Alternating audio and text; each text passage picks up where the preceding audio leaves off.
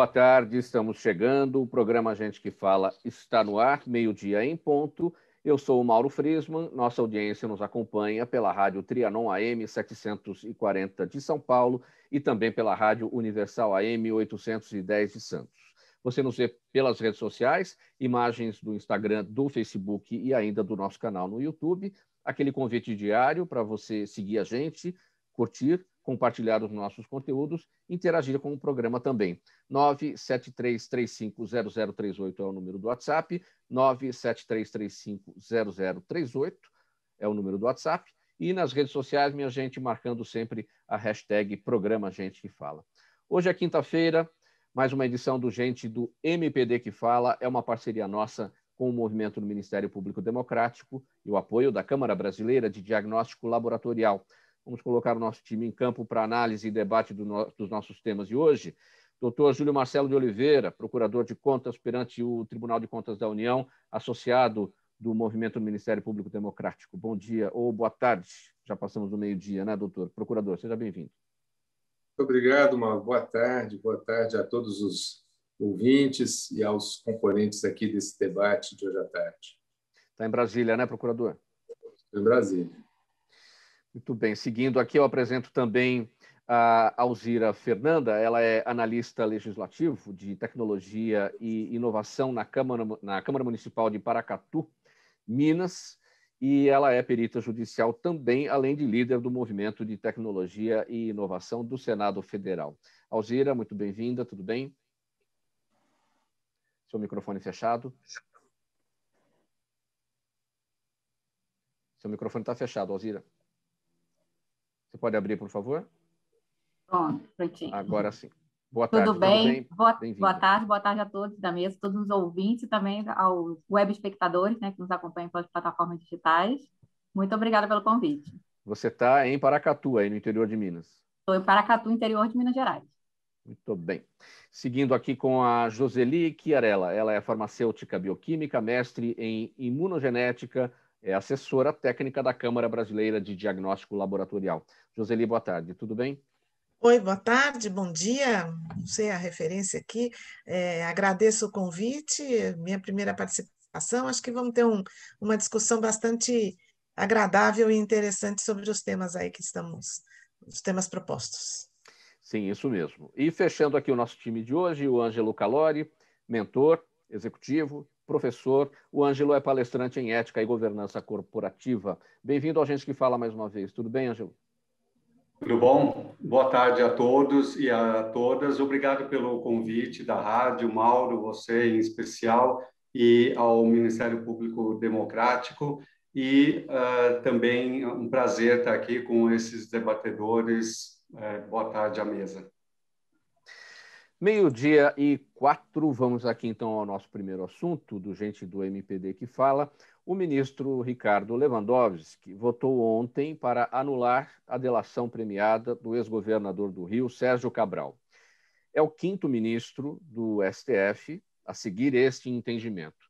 2 votaram contra, os ministros Luiz Roberto Barroso e Marco Aurélio Mello, segundo quem não cabe ao Supremo Tribunal Federal avaliar o conteúdo do que foi relatado por Cabral, e sim se os aspectos formais para a validação do acordo foram preenchidos.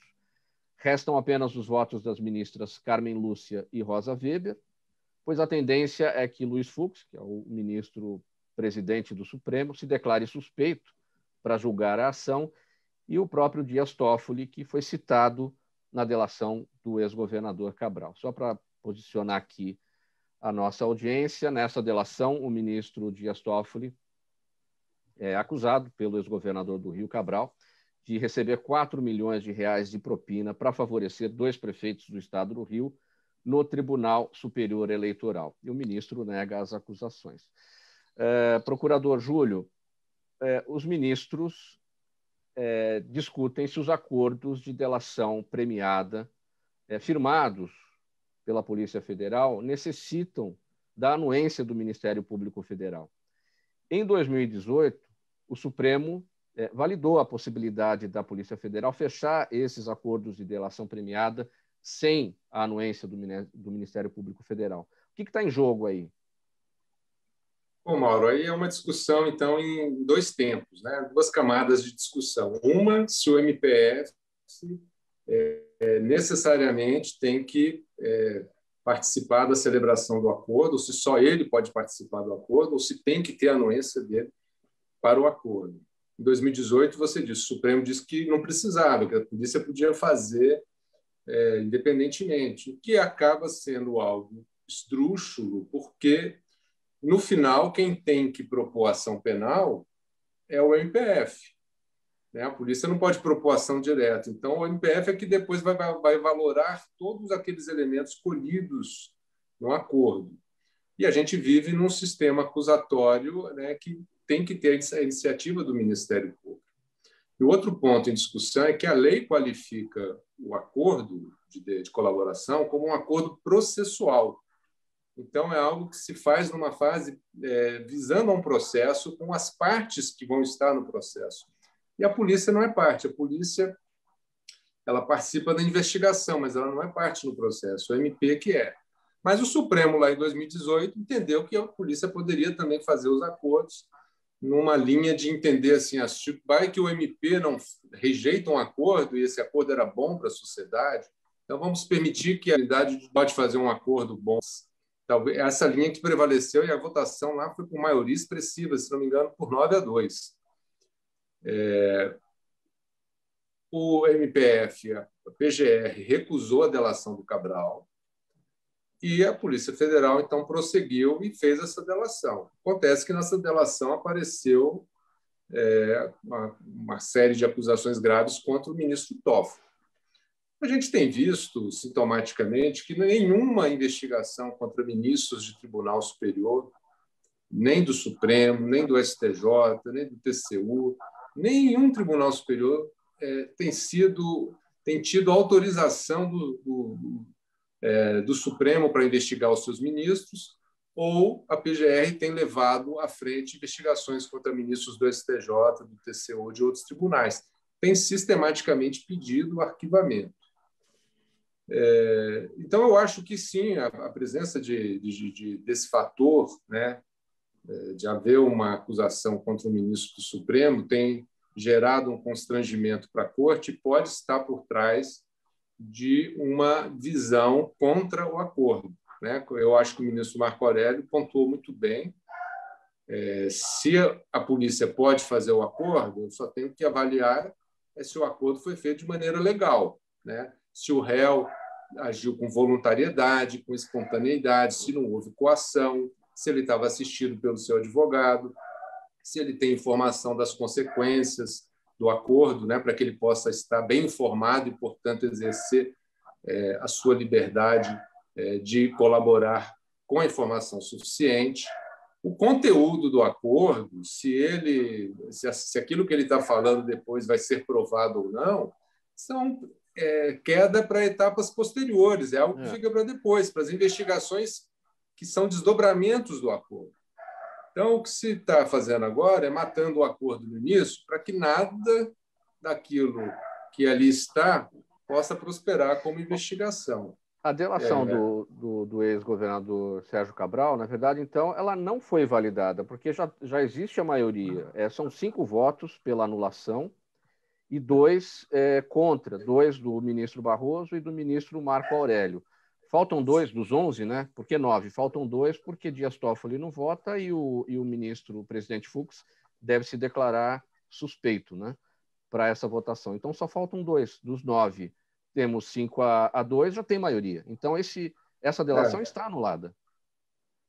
Estará quando a votação estiver concluída, porque até o fim da votação, algo que é improvável, mas pode acontecer, algum ministro pode mudar de opinião. O voto, sim. Então, só se considera oficialmente anulada a partir do momento que a votação está encerrada e a decisão está proclamada pela presidência. Ângelo, seu entendimento sobre o seguinte ponto, é o que eu destaquei aqui no começo. Se existe a necessidade da anuência do Ministério Público Federal para acordos de delação premiada feitos com a Polícia Federal, em 2018 o Supremo validou a possibilidade e agora pode modificar isso, enfim. Uma hora de um jeito, outra hora de outro jeito. Como é que você entende isso como como, na sua opinião, de cidadão? E é isso mesmo, não sou especialista no direito, mas como cidadão isso me preocupa bastante, né? Porque mostra uma insegurança jurídica, um vai e volta muito grande e em muitas coisas que está relacionada aí sim à minha grande especialidade, que é o combate à corrupção, né? Isso parece mostrar mais acordos internos e ajustes também para isso. Por outro lado, também me preocupa uma questão que eu achei interessante numa das matérias que eu li a respeito. Fala assim, isso, quando o Ministério Público, gostei da bastante clareza que o doutor Júlio colocou, questão dos papéis e responsabilidades de polícia e de Ministério Público. Me preocupa quando o Ministério Público rejeitou um acordo e aí eu vou à Polícia Federal para tentar esse acordo. Parece aquela coisa de criança colocando o pai contra a mãe, assim, a mãe não autorizou, ele tenta uma autorização com o pai, né? Isso é muito inseguro para o Brasil, né? E principalmente para o combate à corrupção, que é isso que a gente está vendo aí, né? E entra também, inclusive, uma denúncia contra o Toffoli dentro dessa questão. Mais insegurança jurídica ainda, né? Porque nada vai para frente. Seu entendimento, Joseli, você compartilha aqui do entendimento do procurador Júlio e também do Vejo Ângelo? que para o cidadão comum, para o cidadão normal, é muito difícil. O que a gente gostaria de ter é uma justiça clara, o branco e o preto. Quando a gente tem esse tipo de situação e que o questionamento é muito técnico, né? Porque você questiona o mérito, isto vale, isso não vale, e aí você existe toda uma implicação política que leva os indivíduos que são os participantes dessa ação a recorrer por diversos caminhos. Para o cidadão comum é muito difícil, porque o cidadão comum quer saber o que é a verdade, o que não é verdade, o que é o certo e o que é o errado, e que se cumpra isso e que se aplique as penas. Então, e essas situações todas que, por decorrência aí dessa insegurança jurídica que a gente tem, que permite tudo isso, leva sempre a um descrédito das instituições, o que é muito ruim para o país. A gente não ter clareza daquilo que a gente identifica e como a gente pode opinar e ter a própria opinião, a opinião individualizada, porque a insegurança jurídica nesse país, em todos os âmbitos, é muito grande. Alzira, o seu entendimento sobre esse tema? Nós estamos falando aí de um condenado a mais de 300 anos de pena, né, que ganhou aí dos maiores criminosos do país. Então, não estamos falando de um assunto comum e que, infelizmente, está se tornando comum para o brasileiro discutir isso. Ainda bem, né? Ainda bem, vamos dizer assim, porque estamos levantando coisas que no passado, há 10 anos atrás, não se discutia. O meu grande medo, o meu grande receio nisso é que o STF ele tem tido uma postura de leniência muito grande com a corrupção, né, de autoproteção corporativa, assim como algumas instituições, com o subterfúgio de proteger as instituições, acaba colocando em descrédito, porque ninguém está condenando, as pessoas só querem saber, só querem que seja investigado, e quando a gente entra muito na causa técnica, tecnicamente, a gente perde a essência, e nós estamos falando de um assunto complicado, que é venda de sentenças, é a justiça, né? Já diz aí o nosso hino, que ergueis a justiça clava forte, a arma forte do Brasil é a justiça, e a gente está colocando ela em xeque. É extremamente lamentável, eu gostaria muito que isso continuasse, né? Mas, como você mesmo disse, nos parece que não vai ser aceito. E quando você fala do corporativismo, né, desse espírito de corpo do Supremo Tribunal Federal, é porque essa denúncia do ex-governador Sérgio Cabral envolve o nome do ministro Dias Toffoli. Sim, o ministro ele é investigado pelos próprios ministros, tem que ser aprovado pelos ministros para ser investigado pelos próprios ministros. Então, assim, quem vigia o próprio vigia, santo de casa faz milagre. Então, se contratamos vigias para vigiar, né, a nossa Constituição, a nossa nação, quem vai vigiá-los? E entra um outro fator aí que é muito preocupante para o brasileiro, para o cidadão comum, que é a forma como esses ministros são colocados lá. ninguém está duvidando da competência de ninguém. Mas nós que somos do serviço público entendemos e vemos na prática que indicações políticas, elas sempre não têm a mesma clareza, a mesma exatidão do que um corpo técnico, do que um corpo concursado, do que pessoas que estão ali pela causa e não pagando favores de indicação política. Infelizmente, né, é um modelo de ingressar aí que não é correto, ao meu ver. E que deve ser revisto, né? Diga. E para mim, essa é uma mensagem clara de impunidade. Vai, volta, vai, volta, vai, volta. Ninguém é punido, e é essa mensagem que a sociedade recebe e muitas vezes reverbera. Por quê? Já que ninguém é impune, todo mundo parece que tem o direito de fazer alguns pequenos delitos, e isso afeta a sociedade como um todo, né? Já basta de impunidade, de a gente ver, não vou dar nomes aos bois, todo mundo vai entender, pessoas com diversas acusações e ainda chefiando CPI ou relatando CPI. É aí que está. Ângelo, e aquele recado, doutor Júlio, aquele recado que passa para a sociedade sempre, né, nesse vai e volta, de que o crime compensa, né? O crime compensa de uma insegurança completa. Você vê, o Supremo, antes a gente podia ter prisão depois da segunda instância. Aí vem e diz que não pode mais. Depois autoriza novamente. Depois diz que não pode de novo. Tudo isso sem a Constituição ter mexido numa vírgula nesse assunto. O texto é o mesmo. O que mudaram foram as circunstâncias históricas, a composição dos ministros, mas mesmo alguns ministros tiveram votos que vão para lá e vão para cá. Ministros que votaram de um jeito numa ocasião e 3 anos depois mudam, votam da maneira oposta. A questão da prerrogativa de foro agora teve mais uma ida e volta. O Supremo tinha restringido. Só a prerrogativa de foro é só durante o exercício para fatos relativos àquele mandato, porque ela existe para proteger o mandato e não a pessoa.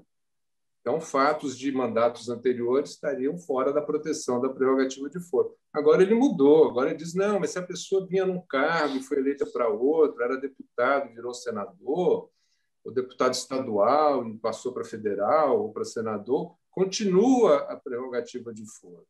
Então, parece que os entendimentos são muito plásticos, né? Eles vão se moldando conforme as circunstâncias e conforme os personagens. E isso é contra o ideal de justiça, o ideal de direito que a gente cultiva, né? Que a sociedade precisa ter como referência para acreditar nas instituições, como a Alzira bem pontuou. Meio-dia e 18, segue o programa Gente que Fala, edição de quinta-feira, gente do MPD que Fala, parceria nossa com o Movimento no Ministério Público Democrático e o apoio da Câmara Brasileira de Diagnóstico Laboratorial. Pessoal, após o Estadão revelar o esquema do orçamento secreto, o governo editou agora na terça-feira uma portaria que entrega formalmente ao Congresso a decisão sobre onde aplicar os recursos do Orçamento da União de 2021 provenientes de emendas de relator. No ano passado, o governo desrespeitou regras orçamentárias e repassou a um grupo de deputados e senadores a sua responsabilidade de impor onde aplicar ao menos 3 bilhões de reais. A portaria não tem efeito retroativo e não livra o governo de questionamentos pela prática adotada com o orçamento de 2020. A gente está falando, né, procurador Júlio, do escândalo do tratoraço, né, como vem sendo chamado aí nas redes, em que a maior parte dos recursos foi parar nas bases eleitorais dos aliados para financiar a compra de máquinas e de tratores, daí tratoraço, a preços muito acima da tabela de referência do governo. Quando o governo edita essa portaria, procurador Júlio, que entrega formalmente ao Congresso a decisão sobre onde aplicar esses recursos, o governo está consolidando essa prática, formalizando, regulamentando essa prática? Olha, a meu ver, Mauro, essa portaria é ilegal. Você não pode delegar uma competência sua, que é dada pela Constituição e pelas leis, mediante portaria para outro poder. O Congresso, o papel dele para destinar recursos era durante a tramitação do projeto de lei de orçamento. Lá os parlamentares indicam tantos milhões para não sei aonde, para atender tal projeto, para fazer tal coisa em tal município, de maneira transparente. Quando ele joga 3 bilhões para o Ministério do Desenvolvimento Regional, para ações, né, de pavimentação, ou compra de equipamentos para ministérios, a responsabilidade legal foi dada ao Ministério. E o Ministério tem que exercer essa responsabilidade, essa competência, de acordo com o ordenamento jurídico, que diz que ele não pode começar obra nova se ele tiver obra paralisada, ele tem que atender primeiro as obras que estão paralisadas por falta de recurso, ele tem que atender critérios técnicos e isonômicos na apresentação de projetos pelos municípios. E o que o governo fez foi a reedição, que essa matéria mostrou, é a reedição dos velhos problemas da nossa República. Antigamente, você tinha toda a discussão da barganha de liberação de emendas com os parlamentares para votar matéria A ou B a favor do governo. Quem apoiava o governo tinha suas emendas liberadas. Quem não apoiava o governo, as emendas ficavam bloqueadas. O Congresso veio e disse: vamos criar as emendas impositivas. A emenda impositiva significa que todo parlamentar vai ser atendido na sua emenda. Se um parlamentar for atendido, o B pode ser da oposição ou não, também vai ser atendido. E aí você tem impessoalidade, igualdade, né, transparência na execução do orçamento e na relação do Congresso com o Executivo. Ora, não satisfeitos com essa conquista, né, de ter as suas emendas asseguradas, faltou, então, o velho vício, o elemento da barganha entre Executivo e Legislativo. Olha, se as emendas individuais já estão asseguradas, o que nós vamos barganhar? Então, se criou essa grande emenda de relator, que ele joga 3 bilhões para o Ministério, e lá no Ministério nós vamos fazer de novo a barganha com os parlamentares escolhidos. Não são com todos, não são com a oposição, são com aqueles que apoiam o governo, alguns ganham mais que outros, isso não tem transparência, isso não atende a nenhum critério técnico. Então, você tem aí de volta a violação ao princípio da moralidade, da legalidade, da transparência, da impessoalidade, e não é uma portaria do Ministério que vai resolver, né, todos esses vícios constitucionais e legais. É o toma lá da cá, né, Ângelo? A gente está falando disso. Porque antes a gente tinha as emendas distribuídas de forma igualitária entre todos, e a partir desse escândalo do tratoraço a gente vê como é que a coisa vai. Quer dizer, nesse toma lá da cá é quase que um mensalão também. Olha, você vai receber aí a sua emenda e vai votar com a gente, né?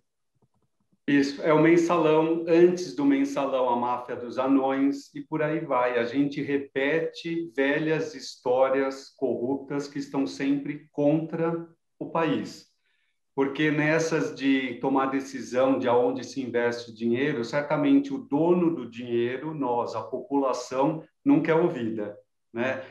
Essas barganhas, e pelo nome já é um tanto pejorativo, vai para interesses de grupos e de pessoas, e tem um fator aí também que está nas entrelinhas da notícia, que é o superfaturamento, não só por ele ter sido direcionado de maneira com base na barganha e para interesses, mas como se aproveitou esse interesse para corrupção, é o que aparentemente se vê aí, não é?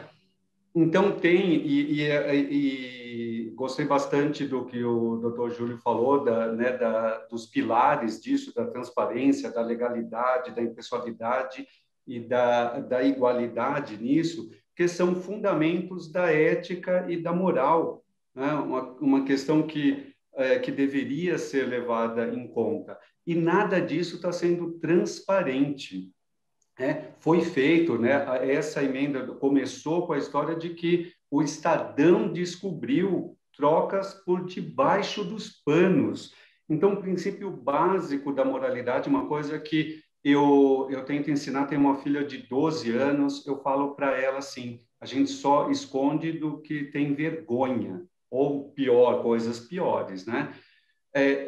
Por isso, falta transparência, e essa falta de transparência é proposital. porque está com um objetivo maior e pior, que é a corrupção.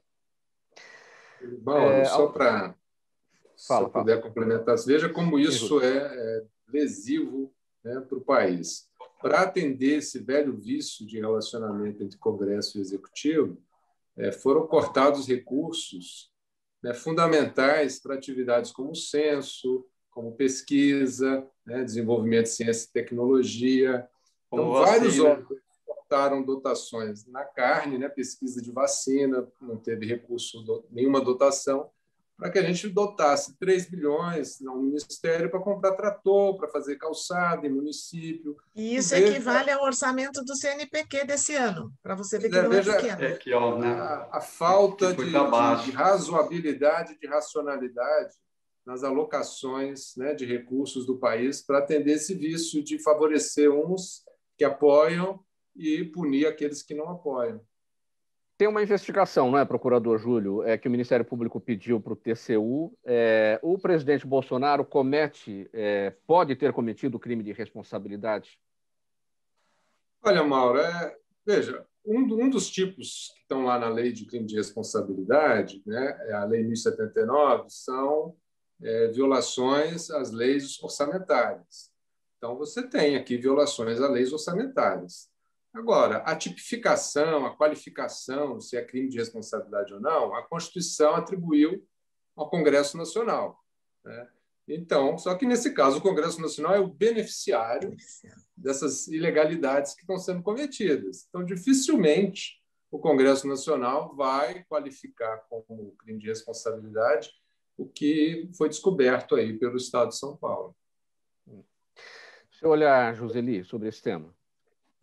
Então, nós caímos de novo naquela situação que, como as coisas são difíceis aqui no Brasil, né? Porque a gente já tem as inseguranças jurídicas, aí a gente tem essas possibilidades desses desvios regulares de dinheiro, porque é um dinheiro que se desviou do seu propósito original para satisfazer a moeda de troca, que é a coisa que é muito presente aqui na nossa política, né? E a chance que isso tenha de vir a dar em alguma coisa que a gente fala assim, aplicamos com correção a lei e foi feita a justiça, que tem um pouco a ver com aquilo que a gente falou no ponto anterior, como procurador, é mínima, né? Porque aqui, voltando na fala da Alzira, aqui quem vigia o queijo é o rato.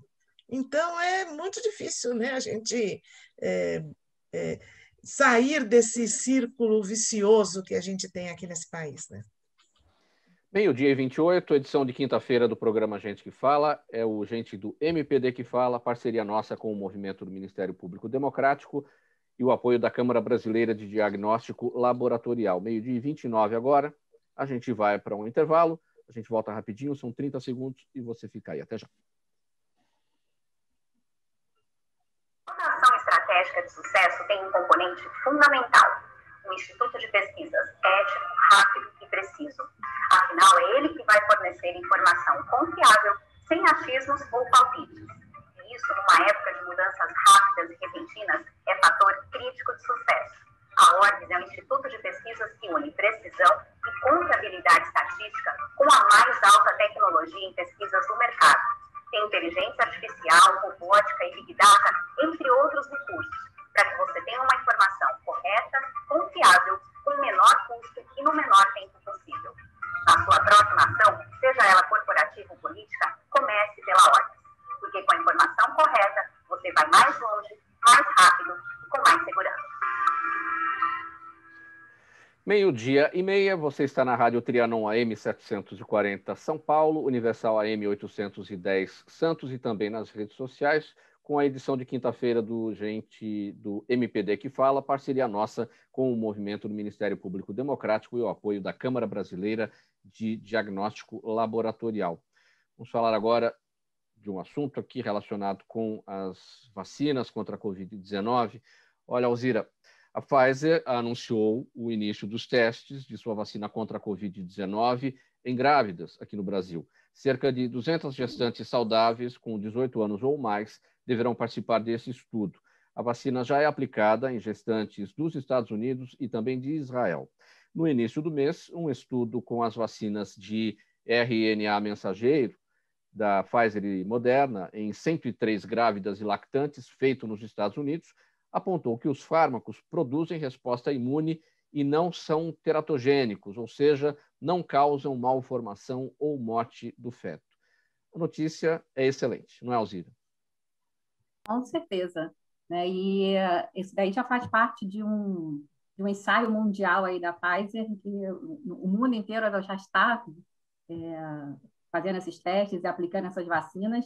O Brasil, infelizmente, nós temos a mania, né? Nossos governantes têm a incrível mania de politizar tudo, e estamos vivendo numa era dessa pandemia que está sendo politizada absolutamente. Então, quem está sofrendo é a população. Então, notícias como essas vêm de bom grado, são boas para a população, e é o que tem que ser disseminado, né? Nós temos que focar com resolução. É um problema mundial, a pandemia é mundial, o mundo inteiro está agindo de uma forma, o Brasil está agindo na contramão do mundo inteiro, e é uma boa notícia. E também não é preocupante, porque pelas lambanças que o governo tem feito com a vacinação, né, em todas as esferas, várias grávidas já foram vacinadas aí errado, né? Foram vacinar para a gripe e acabaram aplicando a vacina errada.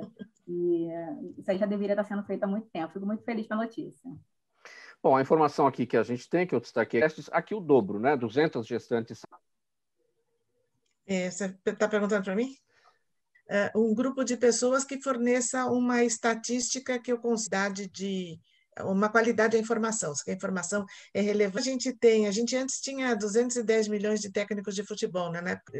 Pesquisadores e entendidos em farmacovigilância, e da divulgação para a população é muito importante, porque ela traz legitimação para a informação. Então, o que a gente já sabe hoje é que as vacinas de RNA Pfizer e Moderna, que foram testadas nos Estados Unidos predominantemente, não apontam nenhuma indicação de que elas sejam teratogênicas ou tragam algum dado, mas a vacina da Oxford e da AstraZeneca, que a gente também utilizou em gestante aqui no Brasil, ela tem uma recomendação. Aqui foi, pelo menos, a gente não tem uma política nacional. Eu posso dizer pela política que eu conheço, que é do município de São Paulo, que interrompeu a vacinação para grávidas da vacina AstraZeneca e Oxford. Por quê? Existem alguns relatos de casos de problemas de coagulação, e na própria Inglaterra, onde os estudos são bastante mais robustos do que aqui, as gestantes que tomaram a primeira dose têm uma recomendação de procurar o médico para perguntar se individualmente é recomendada a ela a segunda dose ou não, ou se uma segunda dose de uma segunda vacina. O que a gente vive na pandemia hoje é uma situação de experimento a céu aberto. A gente não teve tempo de fazer esses estudos antes. Então, a gente vai fazendo os estudos à medida que a pandemia vai avançando, sempre baseado naqueles estudos primários da vacina que diziam que ela era segura e eficaz. A partir disso, nós vamos melhorando. Agora estamos olhando melhor as grávidas, como elas funcionam. Acho que vamos ter que olhar um pouquinho os idosos também, para ver como que eles funcionam, porque os testes laboratoriais indicaram que a eficácia da vacina cai muito para os idosos a partir de 80 anos. Então, o que nós temos que fazer é uma monitorização dos dados dos pacientes com informação clínica e dados de laboratório, para ver como isso funciona, porque fomos rápidos para sair com a vacina, mas é uma vacina nova. Agora, Joseli, a gente está agora ouvindo falar sobre a possibilidade de aplicação de uma terceira dose nos idosos da Coronavac. É isso por conta justamente desse momento deles. São idosos, enfim, têm uma imunidade mais baixa, uma resistência menor. Qual a possibilidade disso virar protocolo? Bastante grande. A questão da terceira dose na Inglaterra já vem sendo discutida há um bom tempo. Aí a discussão está. a terceira dose do mesmo imunizante ou a terceira dose de um imunizante diferente? O que traria mais benefício? Então, no caso do idoso, o idoso ele já tem um sistema um sistema imune que é mais preguiçoso, ele reage menos. Isso faz parte do processo do envelhecimento. Então, a terceira dose é bastante provável que isso venha a virar um protocolo clínico. Isto também faz parte desse conhecimento que nós estamos adquirindo com as vacinas.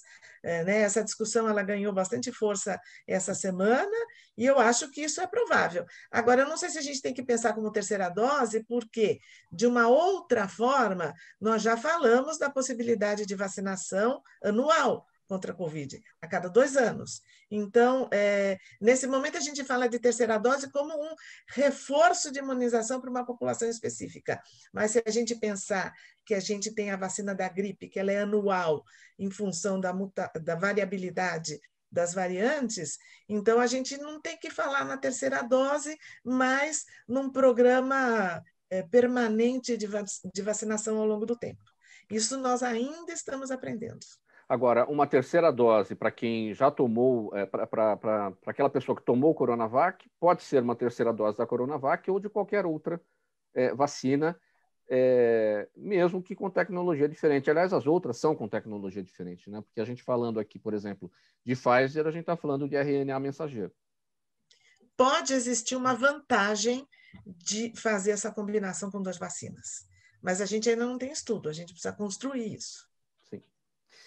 Um outro assunto ligado aqui à questão da vacinação, falta transparência nos dados de vacinação apresentados pelo Ministério da Saúde, segundo o levantamento do Open Knowledge Brasil.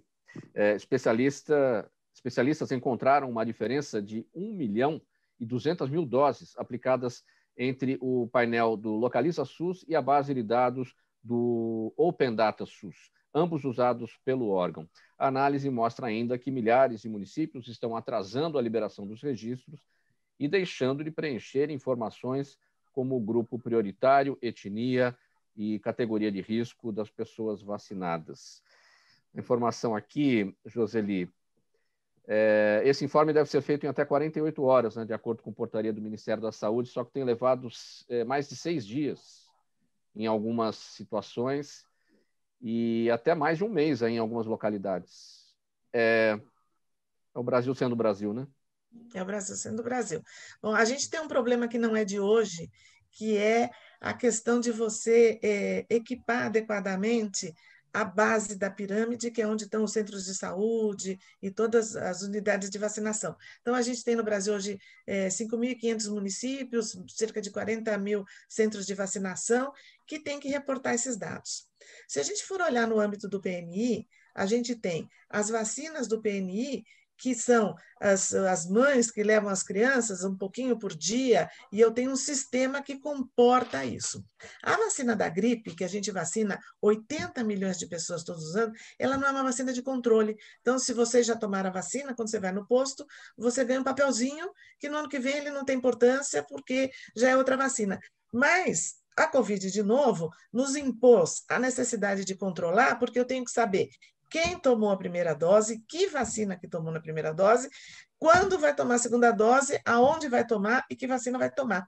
E a gente não está preparado para isso. A gente tem situações, por exemplo, que o computador do posto de saúde é roubado de um dia para outro, que a internet não funciona e que a gente tem, então, complicadores que não deveriam estar na discussão que levam a isso. Neste momento que a gente conta as doses, porque elas são escassas, esta variação de 1.200.000, ela ganha importância, porque ninguém nunca se preocupou na vacina da gripe se tinha um registro de 100.000 doses mais, porque a gente sempre teve vacina abundante. Então, este problema ele ganha uma importância. Essa diferença de doses entre o que foi entregue no município, entre o que foi vacinado e entre o que está reportado, é de fato uma diferença do processo ou eu também tenho desvio de dose aí? Nós somos brasileiros, a gente sabe que país que a gente vive. Então, a gente tem que melhorar o processo como um todo para ter confiabilidade nos dados. Isso se liga diretamente com tecnologia e inovação. não é, Alzira? Para onde a gente precisa caminhar para dar transparência? O Brasil ele tem um problema muito sério que ainda não foi chamado a atenção, talvez com essa pandemia. Precisamos chamar a atenção mais nisso para o governo, que é inovação e tecnologia, principalmente nos municípios. Sempre foi visto, o governo federal teve um avanço incrível nos últimos anos nessa questão de inovação, mas os municípios estão sendo esquecidos. E o que a Joseli falou é muito claro. Os municípios roubam computadores, eles não têm computadores, não têm conectividade, mas isso não é mais desculpa no mundo de hoje. Isso tem que ser básico, isso é básico. Os dados eles têm que estar completos, disponíveis e consistentes. Só que, quando na ponta, quando no município, você tem uma interferência, que é uma interferência humana, uma pessoa digitando aqueles dados que vai ser enviado para um sistema, é óbvio, é claro, que esses dados vão estar inconsistentes. Faltou aí uma integração, um sistema integrado. O governo federal disponibilizar esse sistema integrado para ter esse controle. Da forma que foi feito, obviamente, de fato, não ia funcionar. E me preocupa muito uma coisa, Mauro, que é a Lei de Proteção de Dados, né? A Lei Geral de Proteção de Dados. Como os dados dessas pessoas estão sendo protegidos mediante essa lei? Esses dados sensíveis estão sendo disponibilizados na internet, estão sendo... Né? Isso aí me preocupa muito, isso não foi discutido. E Ângelo, numa luta, numa guerra, se você não sabe exatamente, não conhece exatamente o seu inimigo, fica difícil essa batalha, travar essa batalha. A gente está já no meio de uma pandemia onde pouco se sabe a respeito do nosso inimigo, que é invisível. Então fica muito mais difícil travar uma guerra contra ele. Aí você, né, vê uma situação como essa, de falta de transparência, falta de tecnologia ou má fé nisso tudo, né, para lidar com essa questão da transparência, aí fica difícil, né? Junta, e de novo, em todos os temas que a gente falou hoje, de novo, a transparência, ou melhor, a falta da transparência, né? Proposital ou não. Então, quando vocês falam de tecnologia e inovação, sim, certamente importante, e eu incluiria duas questões aí: gestão de tudo isso e com governança, porque inclui as coisas que a doutora Alzira falou, inclusive com proteção de dados, com a Joy que você falou, de ter dado, informação, ciência para poder trabalhar com isso adequadamente. E, para mim, vejo essa questão de... duvido até da quantidade de 1.200.000, pode ser mais, pode ser menos, os dados são muito ruins, um pouco, não chega a ser uma teoria de conspiração, mas por conta de histórico e contexto que a gente tem, não sei se de propósito, né? Porque para onde foram parar? A gente nunca saberá, de novo, a questão da falta de transparência, enquanto quase 500.000 pessoas morrendo no país, né? Falta, enquanto tem uma coisa que é importante a gente narrar nessa questão de falta de transparência, que é o fura-fila da vacina. Muitas pessoas aí privilegiados, né, filhos de políticos ou pessoas influentes, e também a população no geral, falsificando atestados, falsificando dados, tudo para poder furar a fila, né? De novo, aquela falta de equidade entre as pessoas, que é uma questão ética e moral. Então, 1.200.000 vacinas, que podem ser muito mais do que isso, são vacinas roubadas, inclusive tem notícias disso, né? Postos de saúde sendo roubados, roubar a vacina, entraram para roubar a vacina. É impressionante como a gente precisa disso. E reforço, como especialista também, um ponto importante que a doutora Alzira levantou, que é Lei Geral de Proteção de Dados. Esses dados têm que ser usados cientificamente, sim, são importantes e devem ser distribuídos, mas para pessoas e centros com competência para administrar esses dados, e não uma questão pública e aberta de dados super sensíveis como esse. Faltando 15 minutos para mais um assunto aqui no Gente do MPD que Fala, e quinta-feira, a parceria nossa com o Movimento do Ministério Público Democrático e o apoio da Câmara Brasileira de Diagnóstico Laboratorial. Procurador Júlio, No documento em que pediu autorização do Supremo Tribunal Federal para a Operação Aquanduba, a Polícia Federal apontou fortes indícios de envolvimento do ministro Ricardo Salles num esquema de corrupção para exportação ilegal de madeira. A Polícia Federal também cravou que as provas reunidas já são suficientes para enquadrar o presidente afastado do IBAMA, Eduardo Bin, pelos crimes de facilitação ao contrabando e advocacia administrativa. O acervo de provas inclui relatos de reuniões com madeireiros, alterações na fiscalização, trocas de mensagens, depoimentos de testemunhas e operações financeiras suspeitas. Muito bem. O Procurador-Geral da República, Augusto Aras, na terça-feira enviou ao ministro Fux, do Supremo, um ofício pedindo o afastamento do ministro Alexandre de Moraes dessa investigação. Ele quer que isso vá para outro ministro, por sorteio, ou até para a ministra Carmen Lúcia, que é relatora daquele caso da denúncia do ex-delegado, ou do delegado, né, Alexandre Saraiva, ex-superintendente da Polícia Federal no Amazonas. Para onde a gente caminha nesse caso, procurador Júlio? Olha, eu acho que caminha para a demissão do ministro Salles, porque, primeiro, o comportamento dele, quando houve a apreensão de madeira lá no Amazonas, não é isso? No Pará, agora me perdi, mas ele se deslocou imediatamente para prestar solidariedade ao madeireiro, né, e para questionar a ação da Polícia Federal. E o superintendente lá foi muito firme na aplicação da lei, na defesa da ação da polícia, e ele é que acabou sendo afastado, né? Agora vem um alerta dos Estados Unidos, do setor de inteligência financeira dos Estados Unidos, alertando as autoridades brasileiras que o ministro Salles pode estar envolvido em atividades de facilitação de contrabando, e também surge aí a notícia, né, de que haveria identificação de atividades financeiras atípicas envolvendo o seu escritório. Então, tudo isso lança uma nuvem de suspeição muito forte sobre a atuação dele no Ministério. Me parece que isso deveria gerar um constrangimento, um certo incômodo para o governo manter um ministro com esse ônus, né, que carrega esse ônus de ter essa suspeita.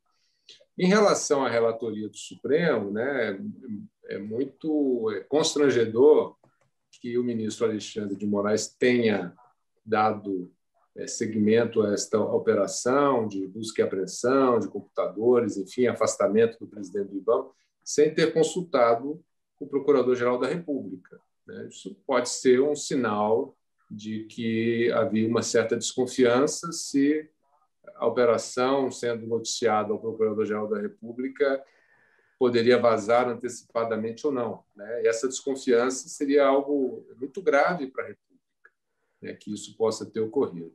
O ministro Alexandre de Moraes diz na sua decisão que ele não vai se afastar da relatoria, porque essa investigação começou antes da outra que está com a ministra Carmen Lúcia. E o Procurador-Geral da República diz que o que interessa não é o início da investigação, é o início do processo, né, do assunto no Supremo. E que quem inaugurou as investigações lá sobre o ministro Salles no Supremo foi a ministra Carmen Lúcia.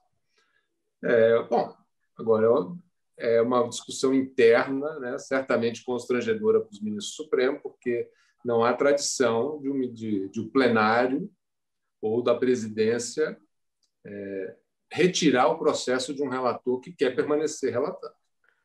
Eu não tenho histórico, um precedente para dizer assim, olha, em tal momento o Supremo disse que o ministro tal não vai continuar relatando, o processo passa para o outro ministro. A tendência sempre foi prestigiar os ministros, cada um cuidar dos seus processos, não vamos brigar internamente. Tudo em nome de uma harmonia institucional. Então, eu acredito que o processo vai continuar com Alexandre de Moraes e que ele não vai ter muita preocupação com os incômodos do Procurador-Geral da República, não.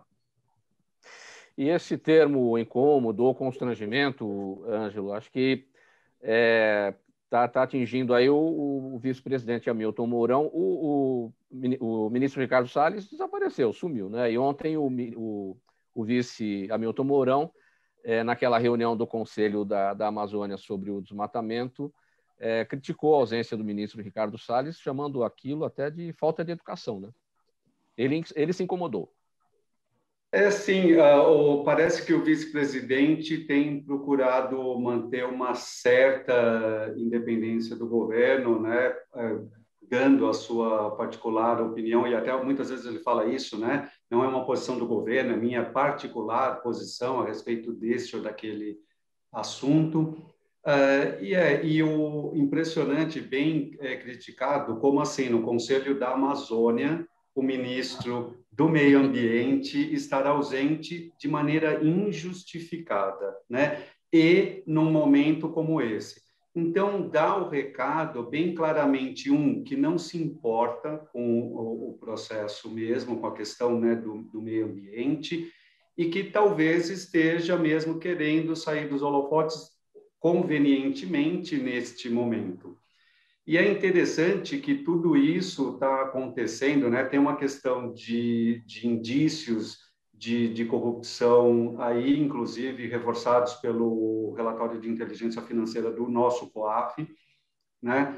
E que envolve o ministro, e falando de contrabando de madeira, questão de impactos ambientais, é mais uma mensagem de que o Brasil não se importa com isso. Eu estou falando uma mensagem do Brasil para o mundo, enquanto o mundo e muitas nações estão partindo, né, de economias egocentradas para ecofocadas, né, a visão do ambiental e do social, nós, no Brasil, estamos dando mais uma mensagem que isso não se importa, que não nos importamos, como nação, né? E isso tem um efeito, está tendo e terá piores efeitos muito mais drásticos na economia do Brasil, porque estamos ficando de fora.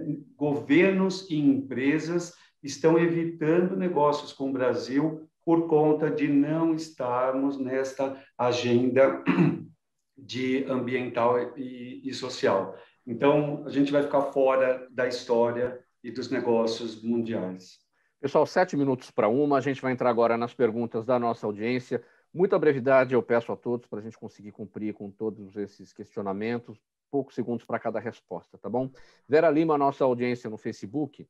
Joseli, ela pergunta a sua opinião, se é possível a criação em um futuro próximo de uma vacina universal contra todos os tipos de coronavírus. Bem breve, a Vera Lima, nossa audiência de todos os dias aqui. Isso é uma busca, da mesma forma que a gente busca uma vacina universal da gripe, mas tem um desafio científico aí para um vírus que muta, e a parte que a gente consegue fazer uma vacina que seria universal, ela do ponto de vista imunológico não é eficiente. Então, isso é um desejo, mas vai aí um caminho para a ciência percorrer. Procurador Júlio, o seu Jaime do Jardim Bonfilholi, também nossa audiência de todos os dias, muito obrigado mais uma vez. Seu Jaime, ele pergunta como o Tribunal de Contas da União configura improbidade administrativa de um ministro, por exemplo. Então, a improbidade administrativa não é um tema tratado pelo TCU, né? Ele é tratado na Justiça nas ações de improbidade.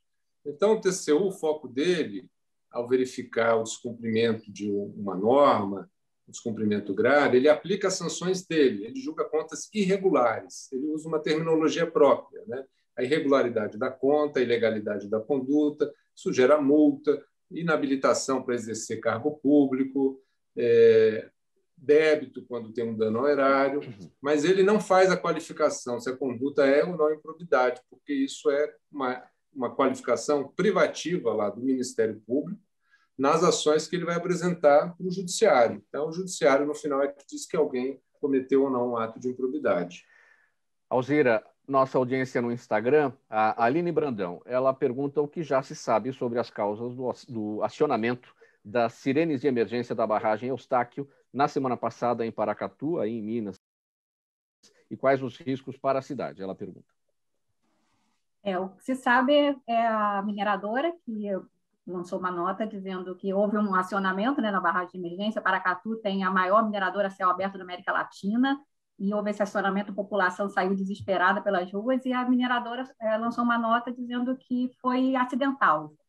Mas a população, o Ministério Público, né, querem respostas, o Ministério Público já acionou a mineradora, e vai ser respondido, né? São equipamentos muito sensíveis e provavelmente, se foi acionado, a minha opinião pessoal é de que em algum nível de sensibilidade algo foi identificado. Então, isso precisa ser visto, porque é muito perigoso. Nós vimos aí, né, há pouco tempo, Mariana e etc.